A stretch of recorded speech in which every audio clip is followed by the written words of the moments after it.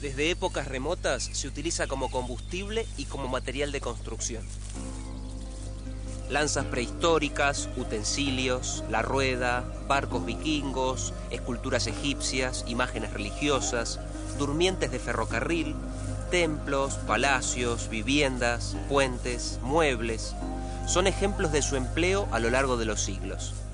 Cuesta pensar en otro material que haya sido parte de la historia de tantas industrias y utilizado para producir tantos objetos como la madera.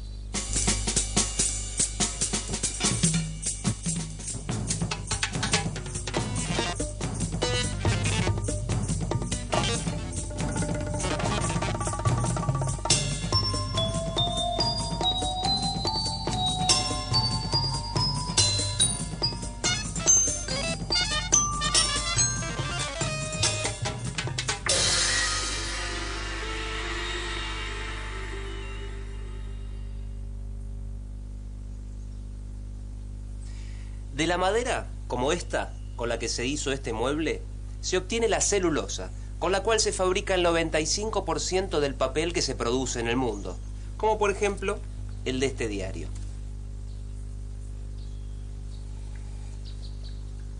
El agua es uno de los componentes principales de la madera verde. Otro, en menor medida, es la lignina, que se utiliza en fármacos veterinarios y además parece tener un gran futuro en la producción de plásticos biodegradables. Además, la madera es lo que le da calidez y confortabilidad a este espacio. Pero, ¿qué es la madera? La madera es un material biológico de origen vegetal, que constituye la parte sólida de árboles y de arbustos y que está recubierta por la corteza. En general, para obtenerla se utilizan los troncos, pero también ramas y raíces. La madera de los troncos puede emplearse en forma de láminas, chapas finas, triturada en tableros y como macizo para obras de construcción y carpintería. También la aprovecha la industria química, en especial para la obtención de celulosa, nitrocelulosa, aceites y ácidos. La madera de ramas y de raíces se utiliza para obras finas de carpintería o triturada para la obtención de alguna resina o la elaboración de medicamentos regionales. Su función en el árbol es de sostén y transporte del agua y las sustancias nutritivas del suelo hacia las hojas. La madera del tronco da soporte a las ramas que forman la copa y fija las sustancias de reserva, almacenando los productos transformados en las hojas. Todas estas funciones determinan la naturaleza de la madera, caracterizada por su porosidad y por su alta resistencia en relación con su peso, propiedades que la hacen totalmente distinta a otros materiales de construcción.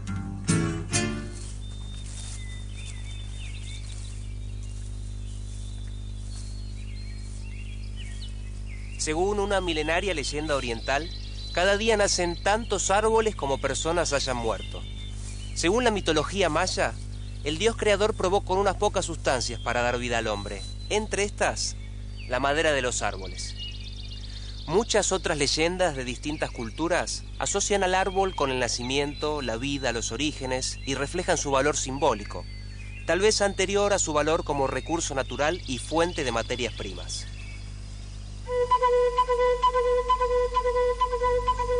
El árbol puede crecer aislado o en forma colectiva y de esta manera genera la formación de bosques y selvas.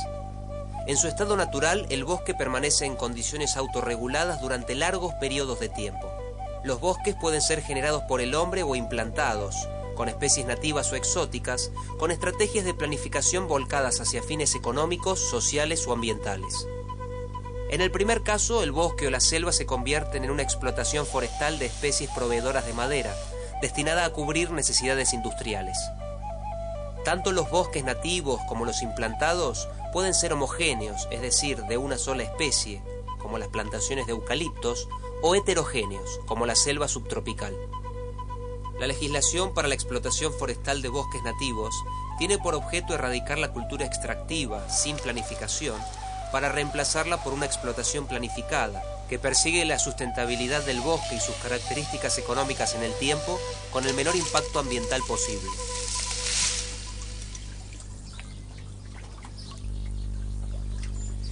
Existen distintos tipos de maderas y cada una tiene un uso específico. Por ejemplo, ¿qué sucedería si la madera de este embarcadero fuera de pino o de álamo sin un tratamiento específico? Simplemente se pudriría en poco tiempo por el contacto con el agua.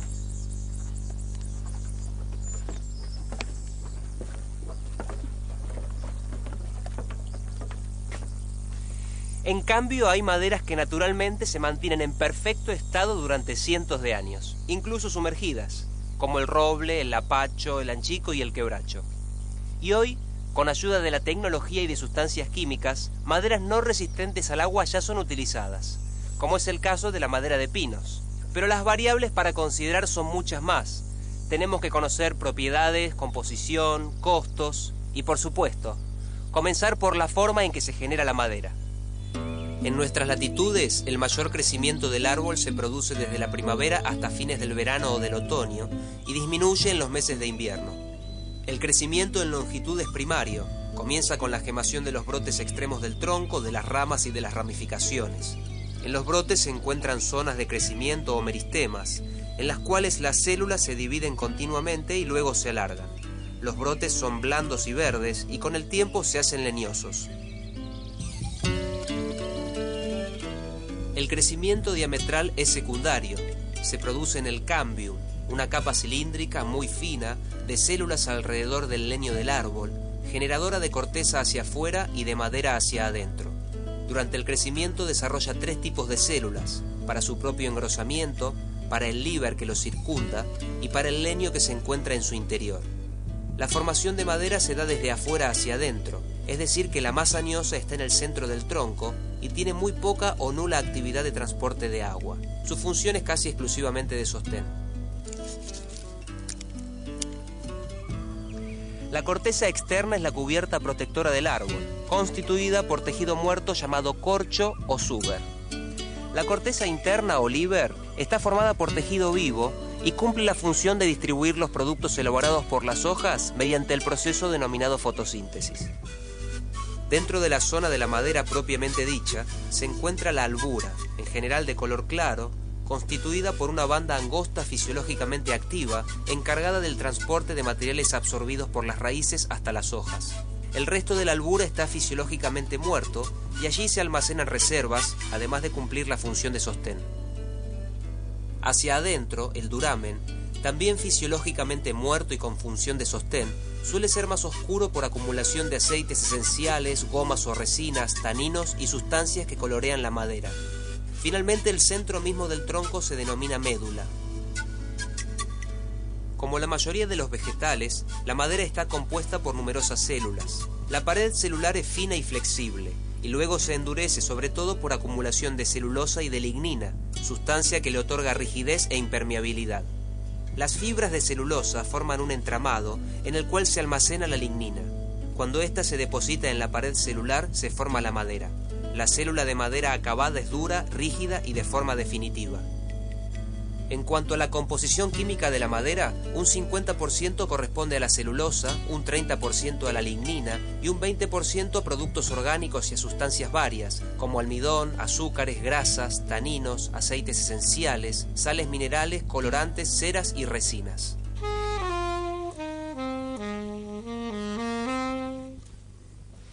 Madera se denomina a uno de los grupos de instrumentos que componen una orquesta, aunque no todos estén fabricados con ese material. Pero ¿qué relación tiene la madera con la calidad del sonido de un instrumento o con la acústica de un teatro? En los pianos, por ejemplo, hay una pieza delgada de madera llamada tabla armónica que refuerza notablemente sus sonidos. Esto se debe a una de las propiedades del material. Por ser un material elástico, tiene la propiedad de resonancia con las ondas sonoras, es decir, vibra en simpatía con estas. Por eso se utiliza en la fabricación de instrumentos y para recubrir salas de conciertos. La madera posee propiedades que la convierten en un material ideal para diversos usos.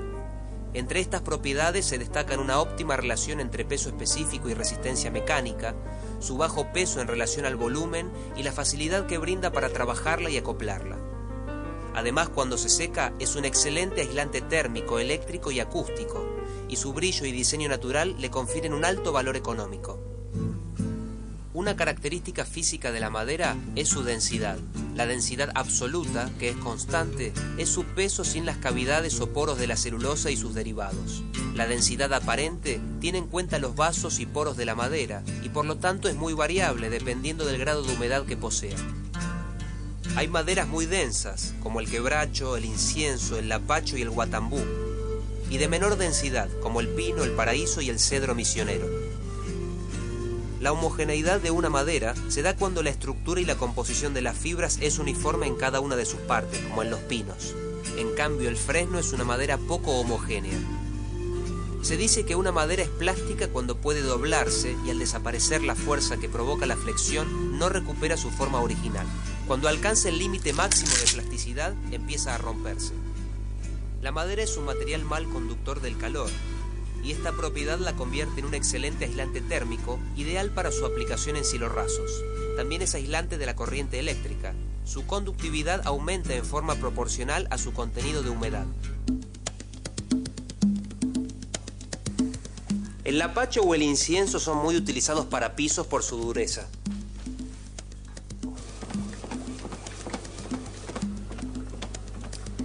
El lapacho negro es perfecto para estantes de bibliotecas o barras de armarios por su resistencia. Y el eucalipto y el fresno son ideales para producir artículos deportivos por su elasticidad.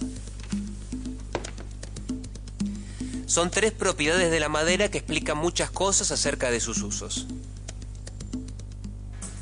La dureza de la madera radica en su resistencia a la penetración de cuerpos extraños en su superficie o contra la abrasión. La mora amarilla, el lapacho y el incienso son muy utilizados para pisos por poseer esta característica. Se entiende como resistencia de la madera aquella que ofrece la madera frente a la actuación de fuerzas externas. La resistencia a la tracción es el esfuerzo que soporta antes de desgarrarse y es muy importante en el caso de su uso en elementos exteriores, como columnas y vigas. La resistencia a la compresión es clave en la arquitectura, por ejemplo, en columnas y tabiques, por la carga que soportan. En el sentido longitudinal de la fibra, es de 5 a 8 veces mayor que transversalmente. La resistencia a la flexión es la resistencia a la rotura de piezas delgadas, largas y planas. La flexión de la pieza se produce cuando se carga fuera de los apoyos, como en el caso de estantes, de asientos de bancos y de barras de armarios. El lapacho negro tiene un alto módulo de elasticidad y una alta tensión de rotura, es decir, es muy flexible y muy difícil de quebrar. La resistencia a la cortadura es la que presenta frente a la fuerza de una pieza de material que actúa en una superficie de corte tratando de desplazarla. Esta resistencia se da en los apuntalamientos y en los acuñados. También es importante para los trabajos de la madera con arranque de viruta, como el aserrado, el mortajado y el limado. Una de las maderas que permite muy buenos cortes en carpintería es el cedro misionero. La resistencia al pandeo se presenta en piezas delgadas en comparación con su longitud, como postes, varas, puntales, columnas y patas de sillas. Si estas piezas se someten a una fuerte compresión longitudinal, se pandean por la parte más débil. Esto equivale a que la pieza tienda a deformarse y se rompa si no se corrige la carga. Así, de acuerdo a la carga que deberá soportar y al tipo de madera que se utilice, se calcularán las dimensiones de la pieza. La resistencia a la escisión es la que presenta la madera a la abertura de su estructura cuando se introduce una cuña en el sentido de las fibras. La mora amarilla y el eucalipto son maderas que tienden a rajarse con facilidad. La elasticidad es la propiedad por la cual una madera, luego de ser sometida a una carga de compresión y de ser retirada dicha carga, recupera sus dimensiones originales. Por su gran elasticidad, el eucalipto y el fresno son aplicados para la producción de artículos deportivos, como palos de hockey y de cricket o bates de béisbol.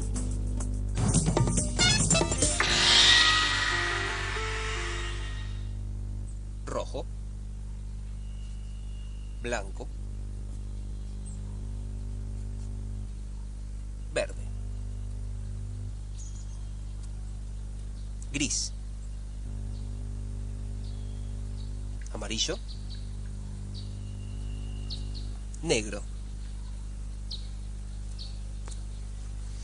Seguramente no son colores que asociamos con la madera.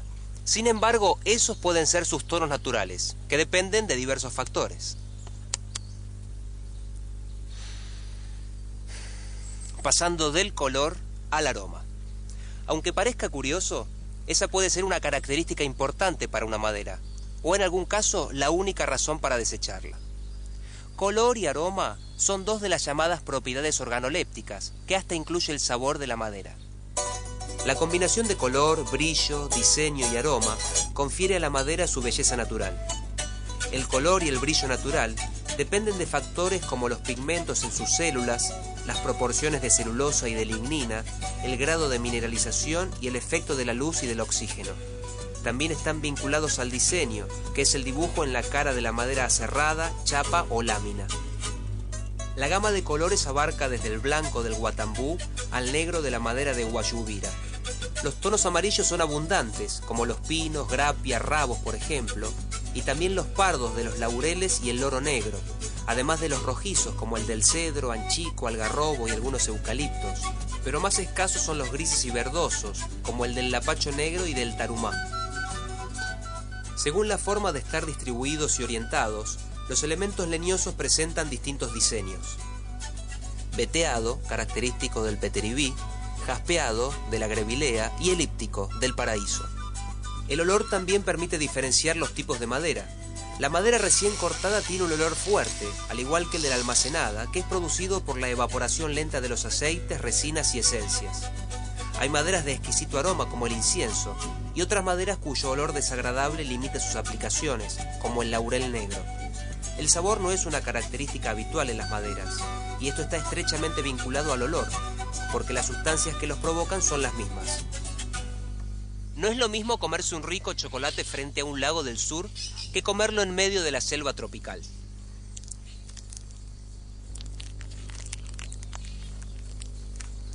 Algo parecido sucede con los diferentes tipos de madera. Una puerta de idéntica construcción tiene un comportamiento distinto en la Puna que en las Islas Malvinas. Difiere en su peso e incluso varía en su durabilidad. La razón de dichos cambios se debe a una desventaja de la madera: la forma en que reacciona ante la humedad. En contraste con las propiedades que hacen a la madera un material ideal para tantas aplicaciones, los factores que restringen su uso son pocos. Uno es su predisposición a descomponerse por ser de origen orgánico. Y otro, la inestabilidad de sus dimensiones por ser un material higroscópico, es decir, que se hincha cuando absorbe agua en un ambiente de alta humedad y se contrae cuando la pierde.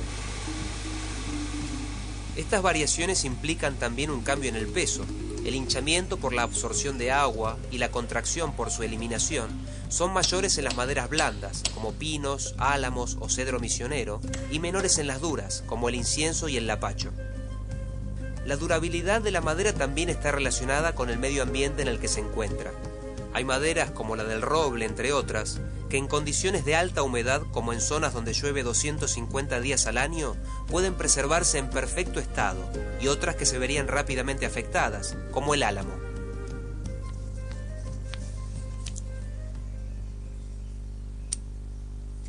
La Segunda Guerra Mundial jugó un papel importante en la historia de casi todos los materiales, y la madera no fue la excepción. Antes del conflicto bélico estaba siendo sustituida por otros materiales y su industria se veía muy afectada y en decadencia.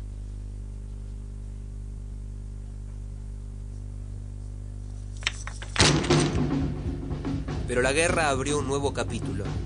El uso de la madera para la construcción aumentó considerablemente. La escasez de otros materiales fue uno de los motivos, pero el mayor impulso se produjo por los avances en la tecnología maderera que repercutieron en todos sus procesos. El proceso de aserrado fue la primera transformación mecánica del tronco con sierras, y consistió en dar a la madera dimensiones en espesor, ancho y largo, en el menor tiempo y con la menor potencia posibles. Entre las máquinas para serrar se distinguen las sierras circulares, que pueden ser simples, dobles o múltiples, con distintas funciones y variantes. Sierras sin fin, verticales u horizontales. Sierras alternativas, vertical múltiple u horizontal. Y sierras astilladoras. La sierra circular es la más sencilla, pero la que menor aprovechamiento permite de la madera redonda. Su velocidad de avance es igual o mayor que en la sierra sin fin, y permite cortes paralelos al eje del rollo, como así también cortes transversales cuando se dimensiona el largo de una pieza de madera. La sierra sin fin también es mecánicamente sencilla. Permite mayor aprovechamiento de la madera redonda, necesita mayor potencia y brinda más precisión de corte. Permite cortes paralelos al eje y a la corteza, y es de fácil adaptación a rollos de diámetros variables y a la producción de distintas piezas. En comparación con la sierra sin fin, la sierra alternativa es más compleja, permite similar aprovechamiento de los troncos y brinda mayor precisión.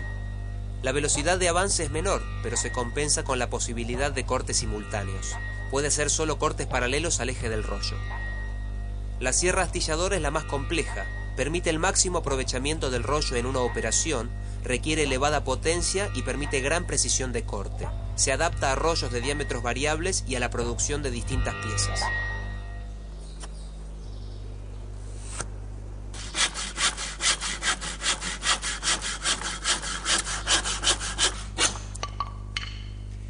Existe una gama muy amplia de sistemas de aserrado o corte de la madera, todos ellos mucho más modernos que este método que estoy utilizando.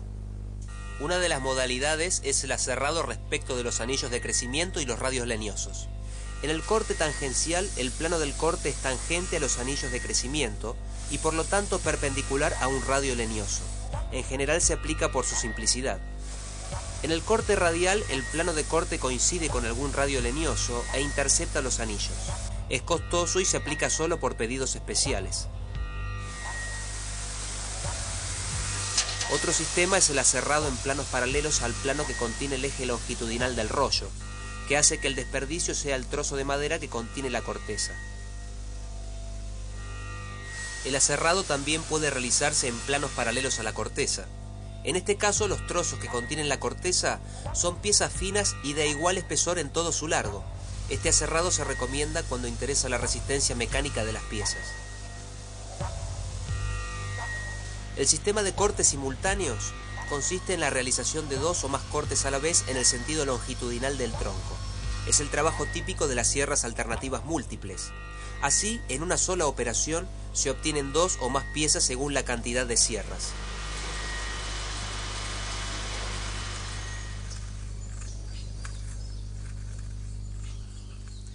Descortezar una madera es un proceso parecido al de pelar una manzana.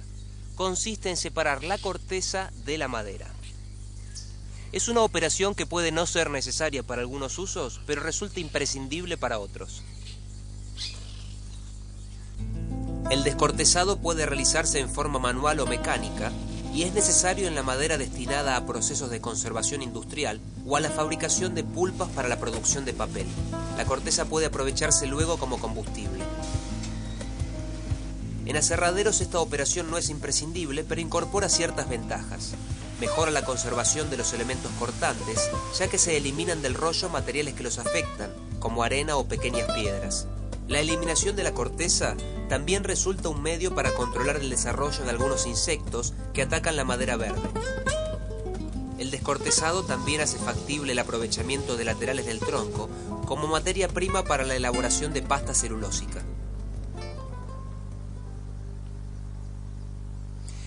En el secado de la madera se elimina el agua, que puede significar entre 1/3 y la mitad de su peso total.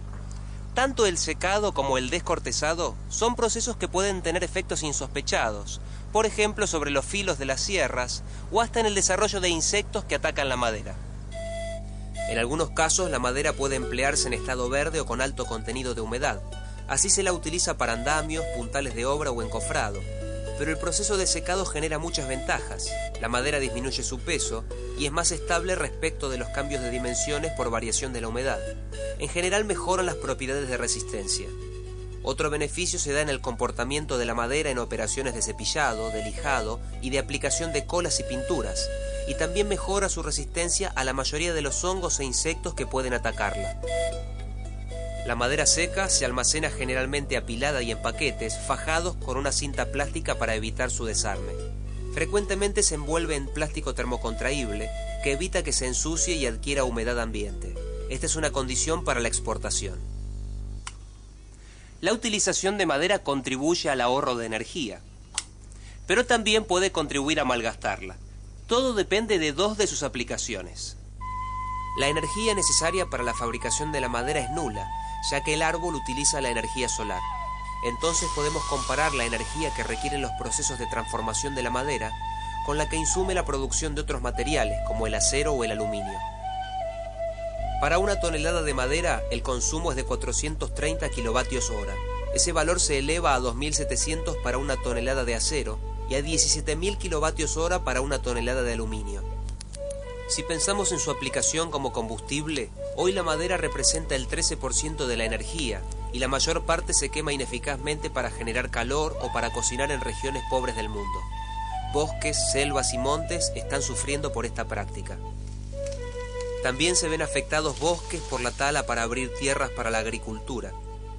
Lo que parece ignorarse es que la cosecha de productos forestales en forma sustentable, sin destruir los bosques, puede ser más rentable que esa alternativa dominante que provoca gravísimas consecuencias al medio ambiente.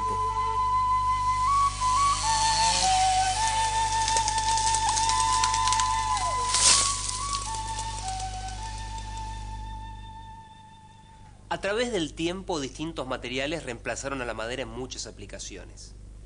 Pero qué difícil es pensar en un material que no sea la madera para conferir, por ejemplo, la misma sonoridad a un instrumento o el aroma y el sabor a un buen vino. En la actualidad, el uso de la madera se está revalorizando. Se vuelve a utilizar en construcciones, interiores, decoración y muebles para lograr la calidez y la armonía que a juicio de muchos ningún otro material puede brindar. Y para finalizar este apasionante capítulo, me voy a dar un gusto, aunque sea de madera.